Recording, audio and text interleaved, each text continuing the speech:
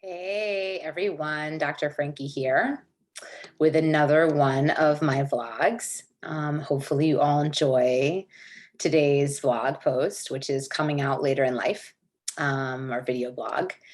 If you are interested in hearing more about what I do, reading my blogs, please visit littlegaybook.com or drfrankie.com. Thanks for tuning in, and please share your comments below. Share the article with folks, encourage people to come and check out the videos. And I'm glad to be here with you all again. So let's just jump in. Coming out later in life. Conversations about coming out are so often conflated with youth, adolescence, or even childhood. As happy as we collectively are to see more and more youth able to name their identities and live openly, it can be alienating for those of us who recognize ourselves to be on a similar journey of self-discovery in adulthood. We may feel we're at an age where we're already meant to have figured everything out, or that lesbian or bisexual life is centered entirely around youth culture, and that there's no point in coming out if our day-to-day life looks more like 10 a.m. Zoom meetings and blood pressure meds than clubbing or college study dates. Despite that cultural narrative, the reality is that many of us can and do come out later in life, even into our 70s and 80s, to find fulfilling community, partnerships, and a sense of self. If that feels like what you need, here are some of my thoughts on where to start. Compassionately let go of your assumptions. In order to get to the level of self-awareness and self-acceptance you're at now, you likely had to let go of a lot of long-held assumptions. That if you were gay, you would already know that everyone secretly felt the way you did, that no one else felt the way you did, or that your life would be over if you ever came out.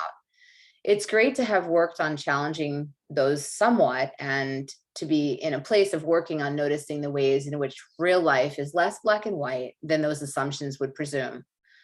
Even now, though, there's a good chance you're unintentionally adopting a whole new set of assumptions, ones that run through your mind in moments of fear, anxiety, loneliness, or shame. They might sound like any of these. No one will ever believe I'm really gay. I'll never be accepted in the queer community if they knew I was married to a man. Everyone else knows how to date except me. I have no idea what I'm doing. If I meet another lesbian in real life, she'll be able to tell right away I don't fit in. No one will want to date someone who has no experience with other women at this age. There are so many identities and categories, I'll never be able to get it right. Everyone else came out 20 years ago. I'm the only one playing catch up. I'd be laughed out of the bed of anyone I tried to sleep with because I have no idea how to have lesbian sex. These are also very black and white assumptions, and you'll feel a lot less shame and anxiety in this part of your life if you can work on compassionately checking yourself about them.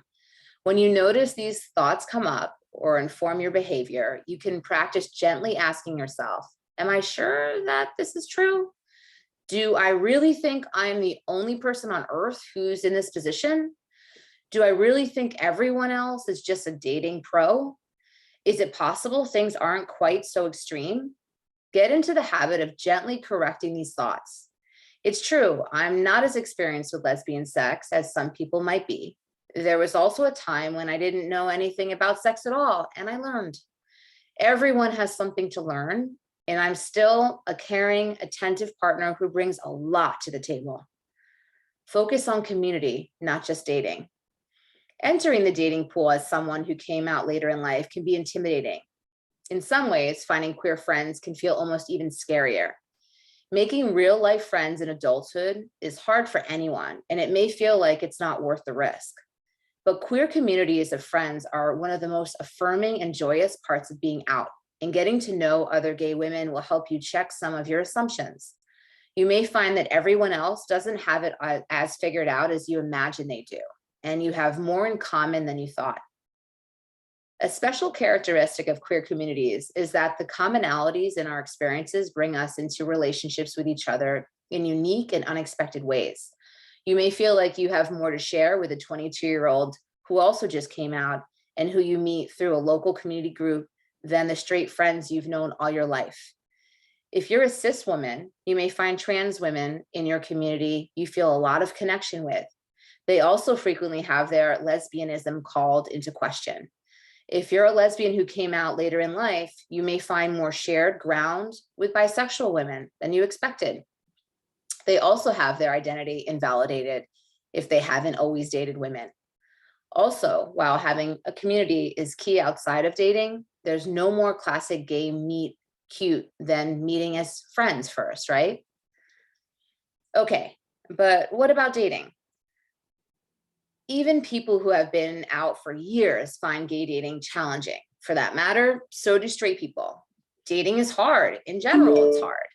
Any feelings of inadequacy or insecurity can feel magnified in the vulnerability of wanting to find a partner. And you might imagine that everyone else knows things or has the experience you don't. The good news is that generally speaking, lesbian dating isn't a totally new and foreign enterprise.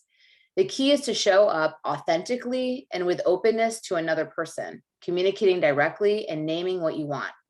The things you know about yourself and your skills prior to coming out, how you like to flirt, how you demonstrate an interest in someone, the things you bring to a relationship are all still true. Additionally, the things that feel like roadblocks may be less challenging than you assume.